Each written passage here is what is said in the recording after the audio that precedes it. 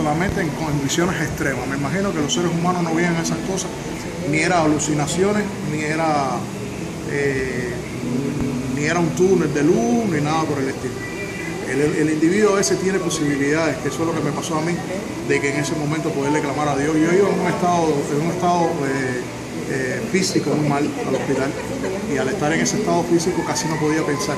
Y como sabía que estaba degollado y sabía las consecuencias de lo que me estaba sucediendo, que no iba a poder sobrevivir, mi intención es que el crimen no se quedara impune.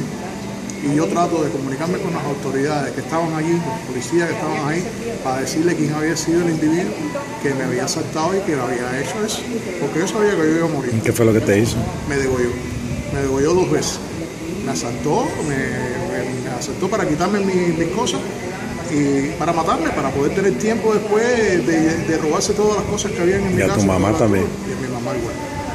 Entonces, yo me puedo objetivizar a mí. O sea, yo puedo ver lo que estaba ocurriendo conmigo hasta cierto determinado límite, porque yo me desmayaba mucho. Yo perdía mucho la conciencia, pero cuando recuperaba la conciencia, yo recuperaba una conciencia clara de ese instante que estaba viviendo, porque lo que estaba perdiendo mucha sangre, a mucha velocidad, y lo que caía era en shock. Yo me recuerdo que cuando ya yo estoy en mi etapa final, que ya los médicos estaban tratando de ligarme las venas y de hacer cosas para salvarme la vida, que hubo un momento en que me di cuenta que yo no me había puesto en paz con Dios. Fue un pequeño instante dentro de mi agonía donde yo pude conceptualizar, si pudiéramos decir de esa forma, la palabra y ponerme en orden con él. Ponerme en orden con él es una oración casi incoherente, más de sentimientos que de palabras, decir perdóname Dios, acógeme en tu seno. Más que eso, era un trasfondo de amor o de piedad o un clamor de alma, porque no se podía expresar en palabras. Y algo cesó en mí en ese momento el dolor, que yo tenía unos dolores horribles, porque tenía 7 fracturas de cráneo, más múltiples heridas que tenía en el cuerpo. Cesaron los dolores automáticamente y no supe más nada hasta que fui totalmente consciente. Pero el instante en que yo estoy pidiéndole clemencia por mi vida, quizás por instinto de conservación o simplemente por desesperación, pero en ese momento me dio paz. Que fue una paz increíble, porque era como si no te sintieras nada. No dejaron de doler todas las heridas, dejaron de doler todo. Pude respirar, que no podía respirar, porque me estaba ahogando, porque tenía cantidad de coágulos en el esófago, y pude respirar. Como que me dio paz en ese momento. Y después milagrosamente salvé la vida, porque no debíamos haber salvado la vida ni yo ni mi madre por el estado en que vivíamos. Pero tú te acuerdas que hace muchos años nosotros les dimos la palabra a ustedes. Sí, yo me convertí. Y esa palabra no retorna vacía. No, claro que no. Entonces se activó la palabra y... Yo estaba convertido. Pero bueno, eso. Yo traté incluso de hablarlo aquí en las iglesias, porque esos son momentos climáticos, eso el testimonio no fluyó.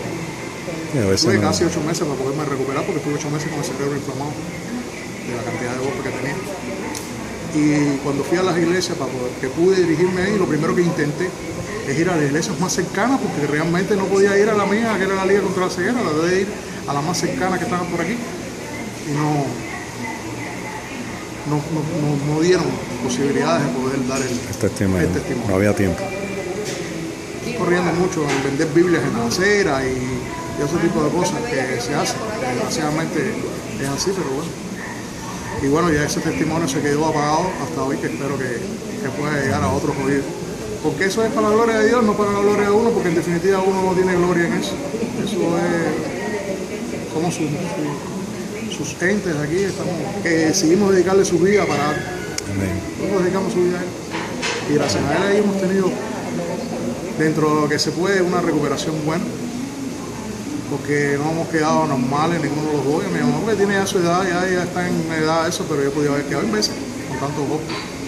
Y pude volver a caminar y pude volver a contarlo, porque lo conté y se lo conté a todo el mundo. Porque eso no era por lo que yo había vivido, sino por lo que tienen que vivir. Eso. Paz en medio de la tormenta. Una gota de amor fue lo que me dio a mí en ese momento. una gota de amor que fue suficiente, porque era horrible lo que se estaba viviendo en ese momento. Era mucho dolor, aparte del dolor físico, el dolor de la desesperación de que uno no podía hacer nada. Cuando uno está en ese estado ya no te queda más remedio que morirte. No hay nada que hacer.